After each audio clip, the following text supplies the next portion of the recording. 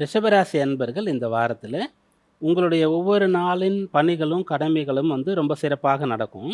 மற்றவங்களுக்காக நிறைய நீங்கள் மெனக்கிட வேண்டியதாக இருக்கும். 7ஆம் பாவம் வலுக்கின்றது. உங்களுடைய ராசியாதிபதியே இருக்கக்கூடிய சுக்கிரன் 7ஆம் இடத்துல தான் இருக்காரு.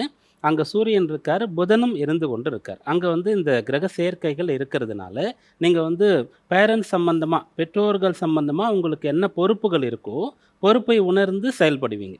அவங்கள பார்த்துக்கிறதுக்காக, அவங்களோட டைம் ஸ்பெண்ட் பண்ணுறதுக்காக நீங்கள் கொஞ்சம் பிளான் பண்ணணும். அதே மாதிரி திருமணமானவர்கள் வாழ்க்கை துணையுடைய விருப்பங்களை நிறைவேற்றுறது, அவங்களுக்கு ஏதாவது முடியலன்னு சொன்னால் நீங்கள் ட்ரீட்மெண்ட் சம்மந்தமான விஷயங்கள் செய்கிறது அப்படின்றது இருக்குது.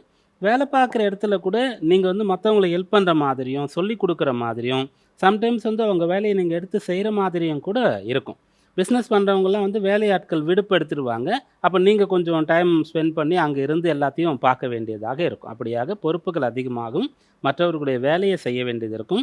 மற்றவர்களுக்காக உங்களுக்கு இருக்கக்கூடிய கடமைகளை எல்லாம் நிறைவேற்ற வேண்டியதாக இந்த வாரம் இருக்கும். இப்படிலாம் சொல்கிறதுக்கு இன்னொரு காரணம் என்னென்னா, 7ஆம் அதிபதியாக இருக்கக்கூடிய செவ்வாய் 8ஆம் இடத்திற்கு வரப்போகிறார் இந்த வாரம் தொடங்கும் போதே.